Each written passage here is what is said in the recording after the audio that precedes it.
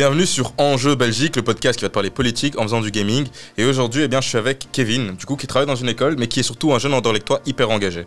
Bonjour Kevin, c'est une bonne description. Bonjour Jean, c'est une bonne description, c'est assez large, assez clair, voilà. Tu aurais quelque chose à rajouter si maintenant tu devais te définir en un mot? Bah oui, tu as dit un anderlechtois engagé au sens large et aussi un autodidacte.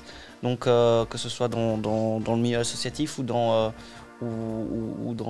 la vie politique, dans mon engagement politique, c'est vrai que je me suis fait un peu tout seul et en tout cas en essayant des choses. Parfois ça a fonctionné, parfois ça a raté, donc voilà, mais toujours en réessayant par après. Okay, j'aime bien cette mentalité. Alors, est-ce que tu as déjà joué à Mario Kart?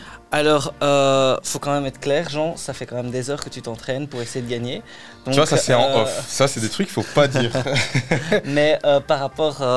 donc oui, j'ai déjà un peu joué, mais ça fait quand même un petit temps maintenant. Un petit temps? Ouais. Ça va, moi aussi ça fait un petit temps, en fait, ça fait des années, faut pas l'écouter. J'ai joué quand donc ta victoire ne sera que plus belle, c'est ça? Voilà, exactement. Ouais, bien sûr. Alors je te propose qu'on fasse un grand prix en 100 cc. Ok. Alors, je crois... Il faut appuyer sur... Ah. Ok, t'arrives à choisir? Attends. Ouais, c'est carré, tu arrives. Moi, je pense que vraiment le choix du personnage indique beaucoup sur ta personnalité. Sur la personnalité. C'est pas faux. T'as ceux qui prendront à chaque fois Mario parce qu'ils se sentent être... Pour eux, c'est eux le main character. C'est pour ça, ouais, et d'un autre côté, c'est un peu pour ça que j'ai pas envie de prendre son frère. Ah ouais. Mais d'un autre côté, je vois qu'il est moto. Je sais pas, est-ce que Mario Kart, c'est quand même vaste sujet des cartes et des motos. Après, j'ai fait à un moment donné pour un épisode la mauvaise expérience de prendre la tortue, Bowser. Ouais. Et en fait, il m'a fait rater, il m'a fait perdre. Genre, c'est la seule raison pour laquelle j'ai perdu. C'est pas que mon adversaire était fort, c'était le préso, François. Et non, c'est pas qu'il était fort en soi, c'est parce que véritablement, genre, mon personnage était lent. Écoute, je vais rester sur ma première impression, je vais rester sur Luigi. Je le sens bien. Vas-y, moi je vais prendre un personnage un peu farfelu, à l'image un peu de ce qui se passe parfois dans ma tête. Ok, Lemmy. Je sais absolument pas qui c'est, mais il me semble sympa.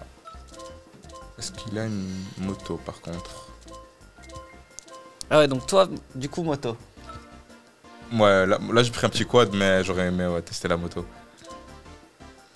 Ok.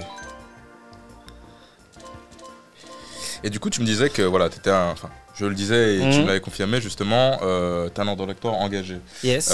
Maintenant, tu vois, il y a beaucoup cette phrase qui, les gens ont tendance à dire que les jeunes en général sont pas engagés, ils n'aiment plus la politique, ils ne s'y intéressent pas.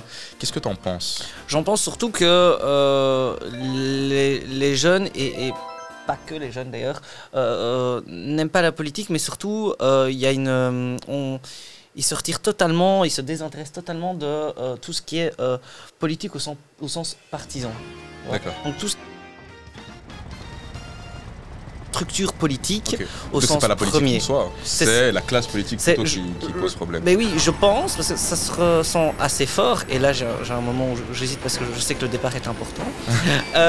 Mais ça se ressent parce qu'on voit énormément, en tout cas, moi Anderlecht c'est quelque chose qui m'interpelle vraiment, c'est on voit énormément les gens jeunes ou moins jeunes qui vraiment s'engagent dans différentes associations, des coopératives, des associations de quartier, comités de quartier, tout ce qui est mouvement de jeunesse aussi, hein, on en voit énormément et c'est une très bonne chose. Mais donc il y a vraiment aussi cette dynamique-là aussi. La structure politique désintéresse, mais à l'inverse, on continue à s'engager sous d'autres formes. Sous d'autres formes, mais c'est vrai, parce que, allez, je remarque, moi j'ai vraiment un problème avec cette phrase. Très honnêtement, quand on me dit ouais, les jeunes ne s'intéressent pas à la politique, je dis en général non, c'est pas vrai. En fait, ils s'y intéressent, juste pas dans les, comme tu as pu préciser, donc pas dans les formes un peu plutôt archaïques. Pas comme les générations de nos parents et de nos arrière-grands-parents s'y intéressaient. Mais en fait, c'est un engagement qui s'adapte un peu à l'aune de notre temps. C'est-à-dire qu'aujourd'hui, bon, évidemment, il y a un peu de militantisme 2.0, un e-militantisme sur les réseaux sociaux. Tu le vois avec certains, avec certaines publications, etc. Et il y a un petit paradoxe aussi dans notre génération, c'est qu'on a, je pense, totalement intégré intégrer le fait que voilà, un ensemble de problématiques sont d'ordre global. Tu vois. C'est au niveau global que ça peut se solutionner. Et du coup, en fait, tu as ce truc où ce sont des thématiques bien précises. Donc on s'engage dans une association pour une thématique bien précise. Et en même temps, c'est quelque chose qui dépasse peut-être le cadre national, uniquement national. Et donc, pour moi, ça me permet de dire que non, en fait, je pense que plus que jamais, on est politisé parce qu'on agit, ou en tout cas, on est intéressé par ce qui se passe, même en dehors de nos frontières, là où avant, c'était peut-être pas le cas. Mais notre engagement a changé, notre façon d'agir, de militer a changé. Et en fait, les gens ont aussi un problème à mettre le mot politique dans leur engagement. Tout à fait. Et là où avant on s'engageait, on disait on s'engageait peut-être sur un programme ou sur des valeurs très, très philosophiques. On va peut-être maintenant se poser beaucoup plus sur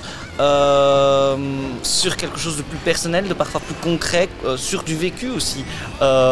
Et qui va être, et finalement, quoi de mieux que le vécu pour donner du crédit et une analyse finalement à son engagement. Donc il y a aussi cette dimension-là qui est hyper importante, mais qui est hyper importante aussi pour répondre aux problèmes en question. Parce que finalement, le vécu permet d'amener des solutions. Je pense. Et ça, je pense que le tout, c'est de pouvoir le dire également. Tu vois. Je pense que le rôle d'un jeune en politique, c'est aussi de montrer le monde tel qu'il devrait être et non tel qu'il est. Et promouvoir celui-ci. Et surtout aussi se dire que en fait, revulgariser la chose, tu vois, c'est juste parfois juste de l'ordre du discours, c'est de dire, en fait, tout est politique. Et si la politique ne t'y intéresse pas, eh bien, elle va s'intéresser à toi. Et c'est pour ça qu'il est important d'avoir un regard dessus. Et typiquement, genre, on peut prendre des cas. Mais en fait, l'idée, c'est de l'exemplifier. Je pense que pour un jeune aujourd'hui, qui est absolument pas intéressé par la politique à première vue, en tout cas pas la classe politique, c'est de lui rappeler, en fait, finalement, concrètement dans sa vie, tous les jours, qu'est-ce qui est de l'ordre de politique. Et par exemple, en fait, le Wi-Fi dans le train, typiquement, cette décision, aussi étonnamment que cela puisse paraître, elle se prendra au niveau politique. Tout à fait. Ou pire, ou un truc qui moi me semble aberrant, c'est le fait que on est en Belgique, donc du coup t'as la STIP, t'as Delane, t'as la Tech et puis t'as la SNCB. Mais pourquoi typiquement on n'a pas un seul abonnement pour tous ces transports, tu vois, pour l'entièreté comme tu peux trouver dans d'autres pays, pour l'entièreté du réseau. Et tu fais, pardon. Oh mais t'inquiète, je veux juste dire, mais tout ça c'est qu'une question d'accord de coopération et c'est la politique en tant que telle, et le fait qu'en Belgique on a du mal à être en accord d'un côté et de l'autre du pays, qui font qu'en fait tout cela bloque et empêche même cette perspective-là, tu vois. Tu dirais ça aujourd'hui, on devrait créer un abonnement commun, refédéraliser celui-ci pour tout le territoire, on dirait ça arrivera. Et là tu as donné un exemple très concret, tu parlais d'abonnements différents en fonction de STIB, de Lane, etc. Pour expliquer en fait quelque chose de très clair et de très politique, c'est-à-dire le système institutionnel belge. Donc, quand tu parlais de vulgarisation de la politique en général, je pense que tu as mis évidemment le doigt dessus, et je pense que aussi que ça doit se faire dès l'école, et que c'est aussi là où il y a une carte à jouer. Dans comment on aborde la politique et le fonctionnement de la société en général. Et je pense que là, il y a peut-être un coup à jouer, en tout cas, de réintéresser les jeunes, là, pour le coup, mais aussi réapprendre autrement. Voilà. Alors, il y a évidemment déjà des projets qui se font, il y a déjà des choses qui sont proposées. Je vais prendre un bête exemple très concret, mais qui, moi, m'avait marqué parce que je l'avais fait à l'époque. C'était, je sais pas si tu vois, le musée Bellevue. Non. C'est un musée qui explique globalement le fonctionnement de la Belgique, voilà, un peu, et qui permet tout simplement quelque chose d'assez sympa, c'est-à-dire donc c'est sous rendez-vous et tout, l'équipe PEDA d'une école ou la classe d'une école va à ce musée et est pris en charge par donc quelqu'un du musée pour avoir une petite animation de création de, il y a plusieurs trucs, mais création de son parti politique, comment est-ce qu'on détermine les priorités, et en espèce de mini-ville un peu revue à but évidemment éducatif. Hein.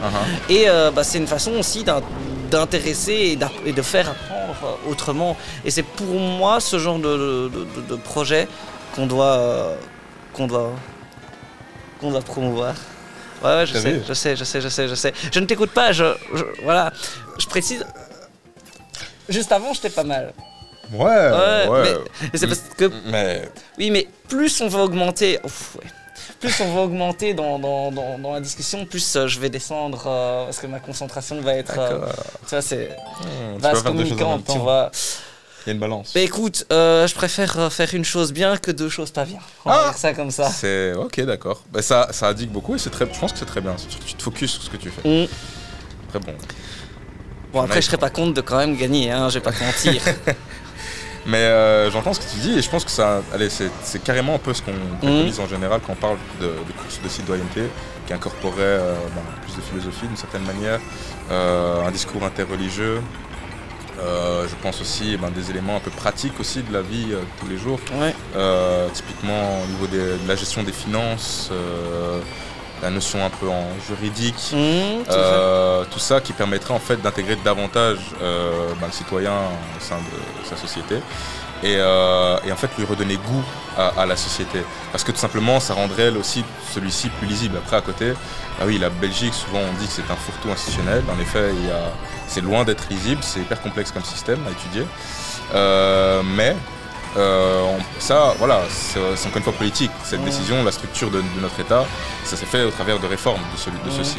Et donc, là encore une fois, j'ai envie de dire, raison plus de s'y intéresser et raison plus de veiller à ce que ce soit bien en exposant aussi ses méfaits, ses défauts, c'est illisible. Et donc, moi vraiment, c'est... Il y a aucun...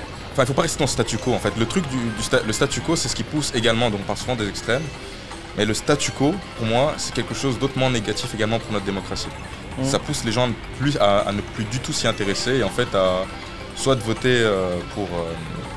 les extrêmes. Ouais, les extrêmes, en contradiction, en ayant des votes punitifs, ou en croyant peut-être des fausses promesses. Mais ça pousse aussi certains à simplement ne pas voter ou à voter blanc. Et c'est leur droit. Voter blanc, c'est leur droit le plus intime. Oui, bien sûr. Pas voter, non.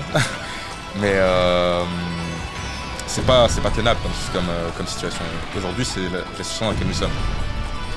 Est-ce que tu penses pas que justement le local a quelque chose, pourrait avoir un... Mais il est évident que je pense, en tout cas je dis il est évident, mais c'est évident pour moi, après tu me diras si je fais fausse route, mais s'il y a un endroit où les choses peuvent impulser et donner une dynamique, c'est au niveau local.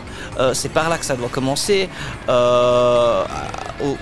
Alors là, évidemment, ça dépend toujours des priorités que l'on met, que l'on donne, mais il y a plein de choses que l'on peut mettre sur pied pour réinstaurer une participation citoyenne dans les projets qui concrètement intéressent les gens. C'est vraiment du très concret. Et au-delà de ça, donc ça c'est pour la participation citoyenne, mais on parle aussi qu'on parle des jeunes et je veux dire toutes les initiatives qui sont notamment le Conseil des enfants. Enfin, c'est quelque chose sur lequel je suis très attaché parce que je trouve que c'est vraiment. Si tu peux l'expliquer à notre auditeur. Le début, donc c'est en gros la mise sur pied d'un conseil, d'un rassemblement de différents enfants qui représentent leur commune et qui sont là pour donner des avis et je t'entends, mais je fais mieux. Enfin, c'est imperturbable. Je reste sur ma ligne. Non, parce que le Conseil des enfants mérite qu'on soit imperturbable là-dessus. Le Conseil des enfants. Et donc voilà, c'est franchement c'est la possibilité pour les enfants de donner aussi leur avis parce que c'est la génération d'après, donc c'est important qu'ils soient écoutés dès le plus jeune âge. Donc voilà. Et alors. Moi, il y a quelque chose que je trouve aussi hyper intéressant, c'est les connexions entre. On parlait de. On s'engage autrement. Ouais. Alors, je pense qu'il y a une vraie plaque tournante au niveau local pour justement connecter les gens. Donc, si les gens s'engagent dans différentes ASBL, dans différents mouvements. Attention, Oula, il faut que je sorte. sorte. C'est ma faute. Ouais, mais voilà, non, ça va.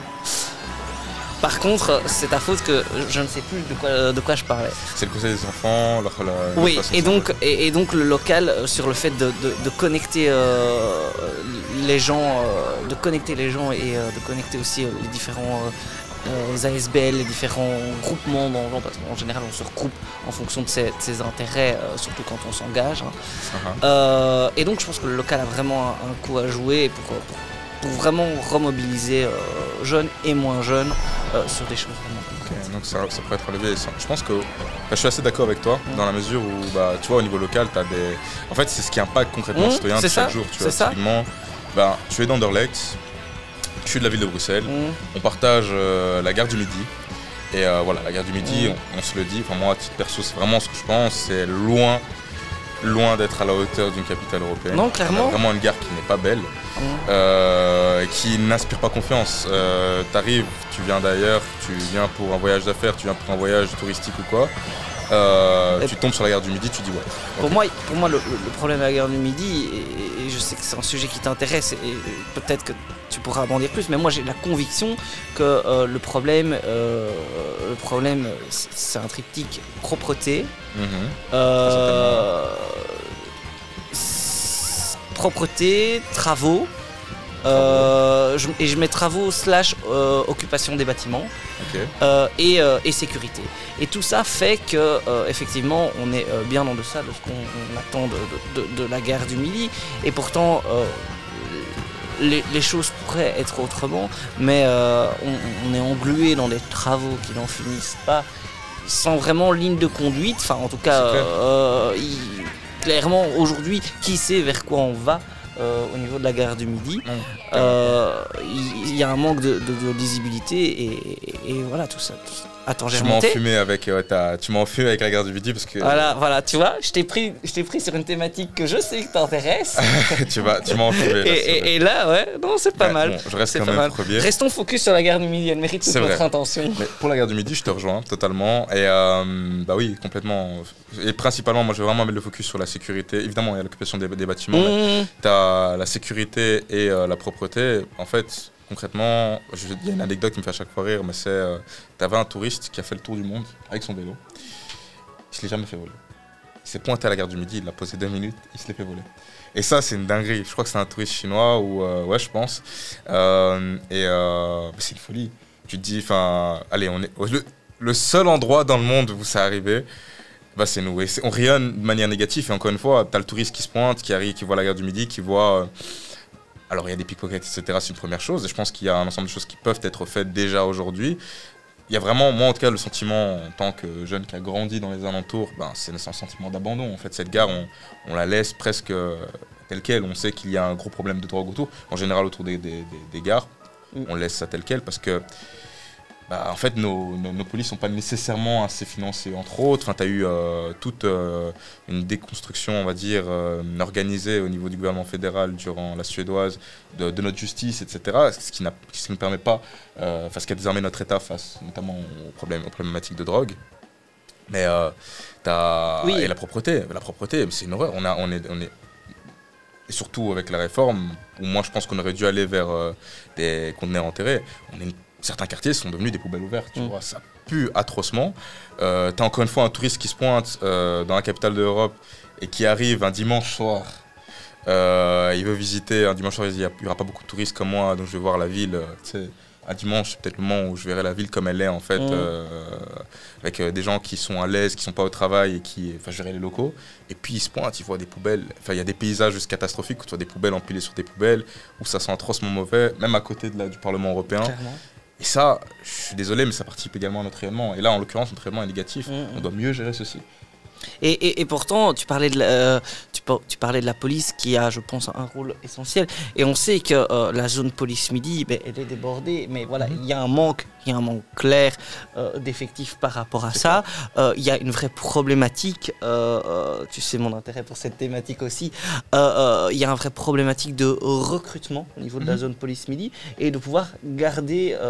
Souvent, on vient à la police midi, à la zone de police midi, qui regroupe, je précise, donc Anderlecht, Forêt, Saint-Gilles, pour se former. Et puis après, on va aller en détachement ailleurs. Parce que c'est vrai, c'est dur de travailler en tant qu'agent de terrain à la zone de police midi. Mais voilà, malheureusement, il faut absolument, j'ai envie de dire, mais c'est un peu facile de dire réinvestir, mais c'est pas que du réinvestissement. Je pense vraiment que ça doit jouer sur plusieurs aspects. Plusieurs points. Tu as mentionné typiquement le recrutement. Je pense que le recrutement, c'est pas juste une question d'investissement, c'est aussi tout un jeu d'employeur branding, c'est de se dire exercer son métier à la police du midi, c'est pas il faut évidemment il faut que ce soit concret, faut pas juste un emballage, donc faut pas juste dire oui c'est bien de travailler là-bas et puis quand tu arrives là-bas en fait les conditions sont atroces. Non, il y a tout un enjeu autour du refinancement parce que évidemment c'est ce qui permettra de faciliter peut-être le travail, parce que s'il y a encore un écart entre finalement toujours les tâches prescrites et celles que tu peux exécuter concrètement, les gens, ça les pousse vers le burn-out. Tu vois, si par exemple, je vais te donner un cas qui est souvent cité, mais par exemple, tu arrives à la gare du Midi, tu vois, il y a une partie de la gare du Midi où vraiment, tu as des gens qui sont, je crois que, je sais pas si la drogue zombie est déjà arrivée, mais où tu as des gens qui sont sans dessus-dessous. Oui. Tu vas aller les interpeller. Tu sais que le type demain il est là parce qu'en fait tu vas pas, en fait il n'y a pas une bonne prise en charge même de nos drogués, enfin tu vois donc t'as l'impression, ça enlève du sens en fait au travail du policier qui va essayer d'assurer une certaine sécurité. Et puis il y a d'autres problèmes, typiquement on pourrait avoir plus de coopération entre la sécurité du rail et la police au sein de la gare. Aménager, je sais pas, alors là ça va sembler très sécuritaire comme discours, mais je pense qu'on ne doit pas laisser non plus la question de la sécurité aux extrêmes. On parlait justement du statu quo et du fait de clairement parce que eux se capitalisent là-dessus avec un diagnostic, avec des constats qui peuvent être visibles, mais surtout avec un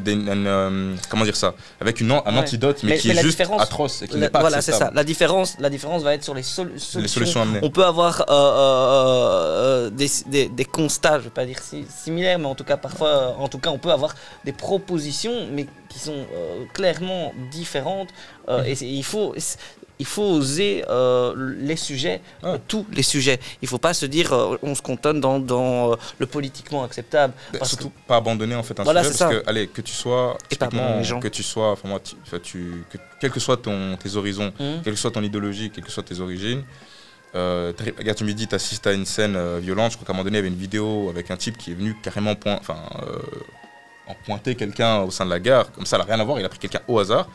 Quel que soit ton horizon, c'est pas acceptable, tu vois. Il y a un enjeu, tu te dis, ouais, là, ça va pas. Et là, du coup, vient la solution. Et c'est là où il y a le courant idéologique qui va amener un ensemble de solutions. Et c'est là où, par exemple, évidemment, la parole des extrêmes et la parole de la droite aussi sur la question conservatrice, elle est juste intolérable, selon moi. Et tu parlais de coopération.